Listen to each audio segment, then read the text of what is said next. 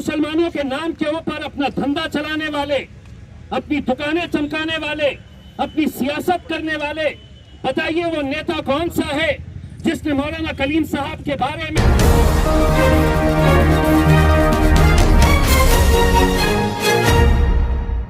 खामोशी अख्तियार की। उसके बाद मौलाना को पुलिस कस्टडी में भेजा गया। उसूलों पे जो आज चाहे तो टकराना ज़रूरी हो, जिंदा है तो फिर जिंदा आना ज़रूरी है। मैं आज के एहतजाज की शुरुआत के लिए मौलाना अंसार साहब से गुजारिश करूंगा कि वो तराने से आज के प्रोग्राम की शुरुआत करें। मौलाना अंसार साहब। अस्सलामु अलैकुम वरहमतुल्लाहि वबरकातुहू। आज हम सब लोग जो जमा हुए हैं, हम बेहतर तरीके से जानते हैं कि मौलाना कलीम सिद्दीकी साहब को जो अरेस्ट किया गया और जनाब असदुद्दीन अवैसी साहब के घर पर जो हमला हुआ, उसकी हम पुरजोर मुखालिफत और मजम्मत करते हैं। और चंद अशार पढ़कर मैं आज के इस तराने की शुरुआत करता हूँ। एक मक्ता समाअत फरमाए। अब न इंसाफ है और न मुनसिफ, बेसजा को सजा मिल रही है, बेसजा को सजा मिल रही है, लेकिन उसकी अदालत से बढ़कर और कोई अदालत नहीं है, लेकिन उसकी अदालत से बढ़कर और कोई अदालत नहीं है। नादान को इस बात का बिल्कुल नहीं पता, वो तो इज़्ज़ु मन तशा वो तो ज़िल्लु मन तशा। नादान को इस बात का बिल्कुल नहीं पता, वो तो इज़्ज़ु मन तशा वो तो ज़िल्लु मन तशा। अल्लाह के हुज़ूर ये होता है फैसला, वो तो इज़्ज़ु मन तशा वो तो ज़िल्लु मन तशा। झूठी नवाज़िशात की बारिश फुज़ूल है, उसको ज़लील करने की साजिश फुज़ूल है। झूठी नवाज़िशात की बारिश फुज़ूल है, उसको ज़लील करने की साजिश फुज़ूल है। कलीम का कदम कदम पे मददगार है खुदा, असद का कदम कदम पे मददगार है खुदा। वो तो इज़्ज़ु मन तशा वो तो ज़िल्लु मन तशा। नादान को इस बात का बिल्कुल नहीं पता, वो तो इज़्ज़ु मन तशा वो तो ज़िल्लु मन तशा। जब तुम जमीन वालों को नीचा दिखाओगे, बेदाग सूरतों को जो शीशा दिखाओगे, बेदाग सूरतों को जो शीशा दिखाओगे, आएंगी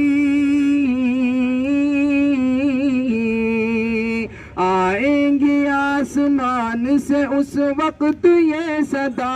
वो तो इज़्ज़ु मन तशा वो तो ज़िल्लु मन तशा। नादान को इस बात का बिल्कुल नहीं पता, वो तो इज़्ज़ु मन तशा वो तो ज़िल्लु मन तशा। अल्लाह के हुज़ूर ये होता है फैसला, वो तो इज़्ज़ु मन तशा वो तो ज़िल्लु मन तशा। अस्सलाम वालेकुम। मैं आप लोगों का तहे दिल से शुक्रिया अदा करता हूं कि यहाँ पर आप लोग एक ऐसे मुद्दे को लेकर इकट्ठा हुए हैं कि जो आज एक खतरे की घंटी बजा रहा है और ये कह रहा है कि आज जो इस मुल्क के अंदर चल रहा है कोई 1, 2, 3 हम नाम नहीं ले सकते हैं क्योंकि कल हमारी भी बारी आ सकती है। मौलाना कलीम सिद्दीकी साहब को जिस वजह से पुलिस ने उठाया है, 10 दिन की PCR दी गई है और ये दावा किया जा रहा है कि उनके पास पुख्ता सबूत है कि वो धर्म परिवर्तन का काम कर रहे थे। अभी जिस तरह मौलाना साहब ने बताया, शायद ही मुल्क के अंदर कोई एक ऐसा केस निकलेगा जिससे ये साबित किया जा सकता है कि मुसलमान इस मुल्क के अंदर तलवार के जोर पे मजहब तब्दील करने का काम कर रहा है। पूरे मुल्क के अंदर एक केस ऐसा नहीं मिल सकता है। लेकिन इसके बावजूद ये जो हो रहा है, ये बहुत ही तशवीशनाक बात इसलिए भी है कि इससे पहले भी जब हमारे उलमाए किराम को परेशान किया गया तो शायद हुकूमतें, पुलिस एजेंसीज ये देखना चाहती है कि हम उसका एहतजाज किस तरह से करते हैं। आपको याद होगा कि मौलाना साद साहब के ऊपर कैसे कैसे इल्जाम लगाए गए थे और उसके बाद अदालत ने जब ये कहा कि ये सब बातें बेबुनियाद है, आज मीडिया इस तरह से काम कर रहा है कि पुलिस किसी को भी गिरफ्तार करके लेके आ जाती है और उसे मुजरिम करार दे दिया जाता है। अगर यही हाल रहा तो शायद आने वाले वक्त में इस मुल्क की पूरी अदालतें बंद कर दी जाएगी, क्योंकि मीडिया तय करेगा, पुलिस तय करेगा कि कौन दोषी है, कौन कसूरवार है, कौन गुनहगार है। और यही कुछ बात मौलाना कलीम साहब के बारे में आज उत्तर प्रदेश के या इस मुल्क के बहुत सारे चैनल्स इस तरह से दिखा रहे हैं कि मानो कोई आतंकी संगठन चलाया जा रहा था। आपको याद होगा कुछ साल पहले कई ऐसे नौजवानों को उठाया जाता था, कई सारे केसेस पूरे मुल्क के थे कि जहां पर नौजवान बच्चों को दहशतगर्दी के नाम के ऊपर उठाया जाता था और सबूत क्या बताए जाते थे कि इनके घर में अरबी की किताबें मिली है, इनके घर में कुरान शरीफ मिली है। कितने ऐसे केसेस हैं, इंडियन एक्सप्रेस की वेबसाइट के ऊपर जाइए और चेक करिए। उस वक्त भी कोई बोलने के लिए तैयार नहीं था। आज मौलाना कलीम साहब के ऊपर ये जो वक्त आया है, शायद सरकार ये देखना चाह रही है कि ये कौम खामोश बैठती है। अगर खामोश बैठती है तो हम दूसरे का नंबर लगाएंगे और दूसरे के बाद तीसरे का लगाएंगे, तीसरे के बाद चौथे का लगाएंगे और ये सिलसिला जारी रहेगा। यकीनन हम ये बताना चाहते हैं कि ये कोई सियासी एहतजाज नहीं है और न होना चाहिए। ये हर मसलक के, हर सियासी जमात के लोगों ने इसके अंदर आगे आने की जरूरत है, वरना मुसलमानों के नाम के ऊपर अपना धंधा चलाने वाले, अपनी दुकानें चमकाने वाले, अपनी सियासत करने वाले, बताइए वो नेता कौन सा है जिसने मौलाना कलीम साहब के बारे में उनके साथ जो नाइंसाफी हो रही है उसके लिए एहतजाज किया है या उसकी मुखालिफत में कोई एक शब्द भी बताया है? नहीं, हमारा काम तो सिर्फ ये है कि हम मुसलमानों के सिर्फ वोट हासिल करना चाहते हैं, लेकिन मुसलमानों के ऊपर जब वक्त आता है, यही इम्तियाज जलील एक सांसद है, जब राहुल गांधी के ऊपर पुलिस वालों ने राहुल गांधी का गिरेबान थामा था, गिरेबान पकड़कर खींचा था, तो हमने उसकी खुलेआम मुखालफत की थी और उस वक्त हमने ये कहा था कि अगर आज इसकी मुखालफत नहीं करेंगे तो हो सकता है कि कल उनके हाथ हमारे गिरेबान के ऊपर भी पहुंच जाए। और ये हो रहा है, ये हो रहा है। बैरिस्टर असदुद्दीन अवैसी साहब ठीक है, एक सियासी जमात के मेरे कायद है, लेकिन आज कश्मीर से कन्याकुमारी तक जब भी जहां पर भी कोई जुल्म होता है, कोई ज्यादती होती है, तो एक ही आवाज बुलंद होती है और उनके घर पे दिन दहाड़े खुलेआम कोई दहशतगर्द जाते हैं हिंदू सेना का बताकर और दिन दहाड़े जो हरकत कर रहे हैं उसको वीडियो रिकॉर्डिंग किया जाता है, ये बताने के लिए कि ना हम पुलिस से डरते हैं, ना सरकार से डरते हैं, ना हुकूमत से हमें कोई परवाह है। ये जो कुछ भी कर रहे हैं हम डट कर इसलिए कर रहे हैं कि कहीं ना कहीं पीछे से हमें सरकार की तरफ से तायीद हासिल है। आप लोगों को मालूम नहीं होगा, बैरिस्टर असदुद्दीन अवैसी साहब का 34 अशोका रोड का घर, ये रोड क्रॉस करिए और सामने ही पुलिस स्टेशन है। सीधे हाथ की तरफ इंडिया का इलेक्शन कमीशन का ऑफिस है। हाई सिक्योरिटी, सबसे हाईएस्ट सिक्योरिटी एरिया जो पूरे हिंदुस्तान के अंदर माना जाता है, वो पार्लियामेंट के अतराफ का जितना भी इलाका है, वहां पर एमपीज को रहने की इंतजाम किए जाते हैं, वहां पे बंगले दिए जाते हैं। हाईएस्ट सिक्योरिटी एरिया होता है और वहां पर ये इस तरह की वारदात होती है, पुलिस पहुंचती नहीं है।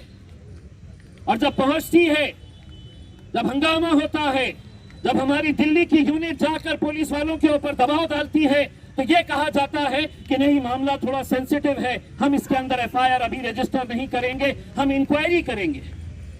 किस बारे में इंक्वायरी? किस चीज की इंक्वायरी करेंगे?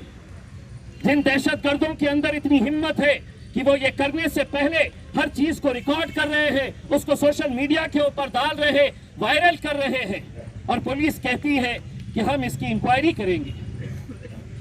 15 में से 5 लड़कों को गिरफ्तार किया जाता है। अदालत में जब पेश किया जाता है, जब ये 5 लड़कों को, दहशतगर्दों को अदालत के अंदर पेश किया जाता है, तो पुलिस इन्वेस्टिगेटिंग ऑफिसर अदालत को यह कहता है कि हमें सिर्फ एक लड़के की एक दिन की पुलिस कस्टडी हमको लेना है, बाकी जितने भी हैं हम सबको एमसीआर देना है। आपने देखा होगा उस वीडियो फुटेज के अंदर कि उनके हाथ में किस तरह के हथियार है। हम यहां पर गरीब व्यापारियों की मदद के लिए जाते हैं, 15 कैमरे हमारे सामने रहते हैं, और उसके बावजूद पुलिस ये केस हम पर लादती है कि हमने हथियार लेकर गए, हथियार का इस्तेमाल किया गया। उस एक केस के अंदर 9 कलम लगाए जाते हैं। आपके सांसद के ऊपर, आपके खासदार के ऊपर 9 कलम लगाए जाते हैं। मकसद क्या है?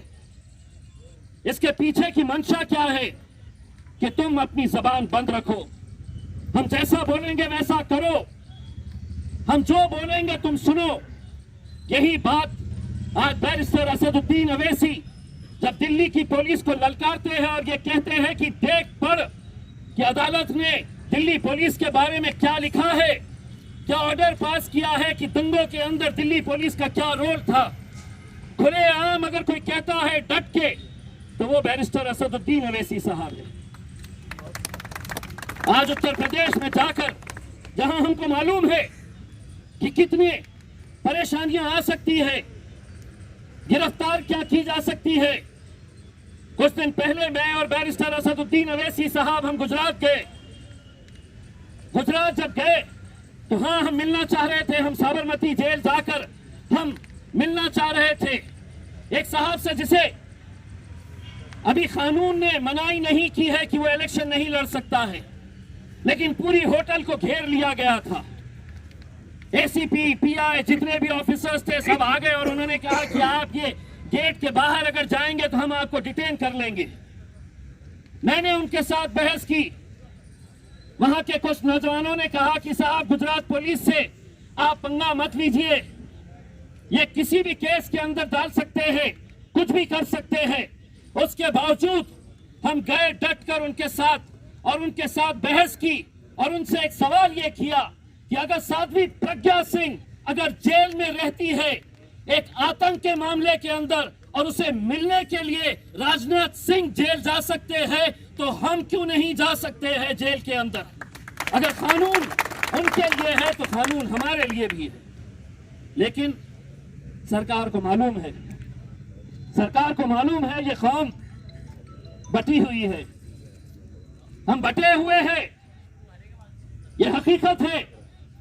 कई मसलकों में हम बटे हुए हैं, कई सियासी पार्टियों की वजह से हम बटे हुए हैं।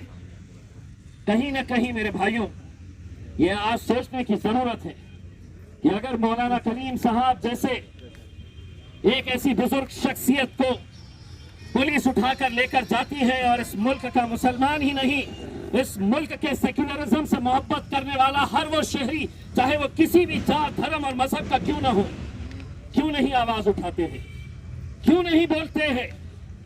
क्या वजह है कि आप खामोश रहते हैं?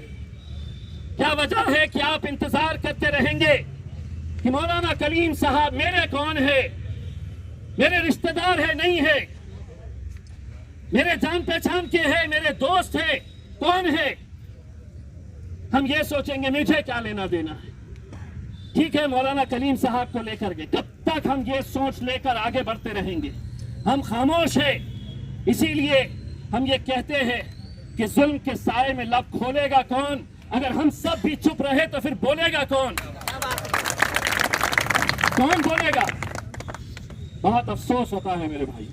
मैं आज यकीनन ये मजलिस इत्तेहाद उल मुस्लिमीन ने आज ये प्रोग्राम का ऑर्गेनाइज किया है, लेकिन मैं तमाम उन सियासी जमातों को कहना चाहता हूं जो मुसलमानों के नाम के ऊपर सत्ता के अंदर आते हैं, ये जिस तरह का धरना आज इस शहर के मुसलमानों ने यहाँ पर किया है, उन तमाम सियासी पार्टियों के रहनुमाओं को मैं कहना चाहता हूं, कल तुम बैठोगे यहाँ पर और हम आएंगे तुम्हारे बुलाने के ऊपर। बैठो तुम आवाज दो, हम आएंगे, क्योंकि ये किसी सियासी जमात का मुद्दा नहीं है, ये हमारे उलमाए किराम का मुद्दा है, जिन्हें इस तरह से आज किसी डर खौफ के सरकारें कुछ भी कर रही, कुछ भी बोल रही, कुछ भी इल्जाम लगा रही है और हम खामोश बैठे हैं। सरकार जो कर रही है वो सिर्फ तुम्हारे और हमारे सब्र का इम्तिहान ले रही है, देखना चाहती है कि यह कौम जिंदा है या मर चुकी है, देखना चाहती है कि तुम्हारे अंदर अभी भी कुछ जान बाकी है या तुम मर चुके हो। अगर जिंदा है तो जिंदा रहने का सबूत देना होगा। बारिश आ रही है, बहुत तेज बारिश आ रही है, मैं घर से कैसे निकलूंगा? कपड़े भीग जाएंगे, मेरे कपड़े खराब हो जाएंगे। ये किसी रोशन गेट, चेरीपुरा, बुड्डी लाइन के अंदर इतने तो चाय पीने के लिए वहां पर मौजूद रहते हैं। ये शर्म आनी चाहिए इस शहर के मुसलमानों को। ये होटलों के अंदर बैठकर तुम वक्त जाया कर रहे हैं, लेकिन याद रखो कि जब तुम पर बारी आएगी, कोई नहीं आगे आने वाला है, कोई नहीं आगे आने वाला है। बिल्कुल सही कहा है कि उस वक्त जब उन पर बारी आई थी तो हम सब खामोश थे, आज हम पर बारी आई है। कहीं ना कहीं हम सबको इस बारे में सोचने की जरूरत है मेरे भाइयों। बहुत अफसोस के साथ ये कहना पड़ता है कि हम लोग सियासी रैलियों के अंदर हजारों की तादाद के अंदर मौजूद रहते हैं, हजारों की तादाद के अंदर, लेकिन जो मुद्दे हमारी और आपकी जिंदगी से ताल्लुक रखते हैं उसके लिए हमारे पास वक्त नहीं है। ये बहुत ही अफसोसनाक शर्म की बात है। मैं इस मौके के ऊपर तमाम उलमाए किराम की इजाज़त से ये बात कहना चाहता हूँ कि अब इस मामले के अंदर किसी सियासी जमात नहीं, बल्कि हमारे उलमाए किराम हमको हुक्म करे और ये बताए कि अगर ये सिलसिला यूं ही जारी रहा तो क्या हम इस तरह की छोटी छोटी महफिलें सजाए या पूरे हिंदुस्तान को दिखाए एक मर्तबा कि हमारे उलमाए किराम के ऊपर अगर दोबारा कोई हाथ डाले, अगर हमारे उलमाए किराम के ऊपर दोबारा कोई हाथ डाले तो औरंगाबाद की सड़कों के ऊपर सरों का समंदर नजर आए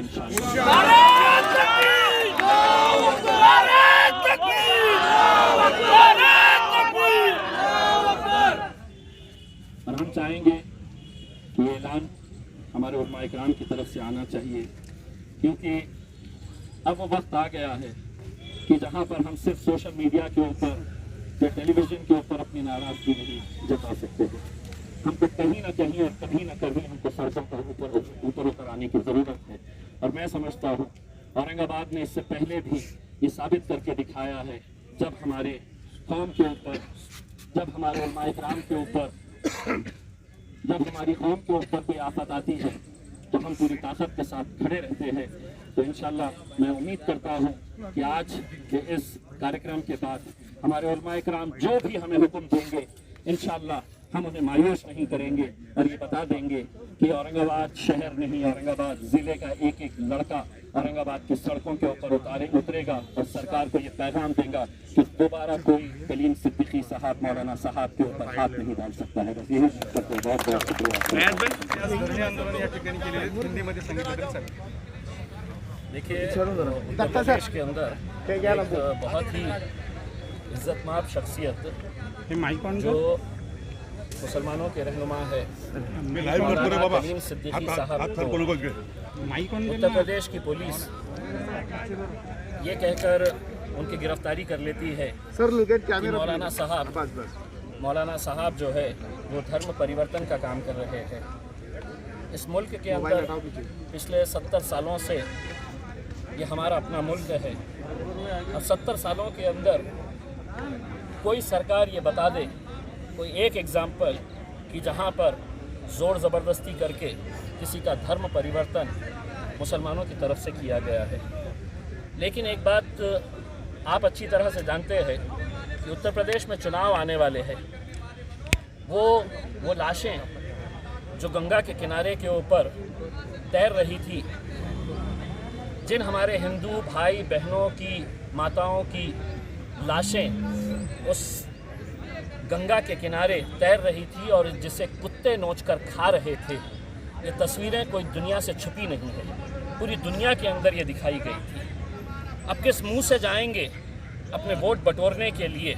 तो सबसे आसान हथियार उत्तर प्रदेश के अंदर हमेशा से ये रहा है कि किसी तरह से मुसलमानों को टारगेट करो, वोट का पोलराइजेशन करो और अपनी दुकान चलाओ।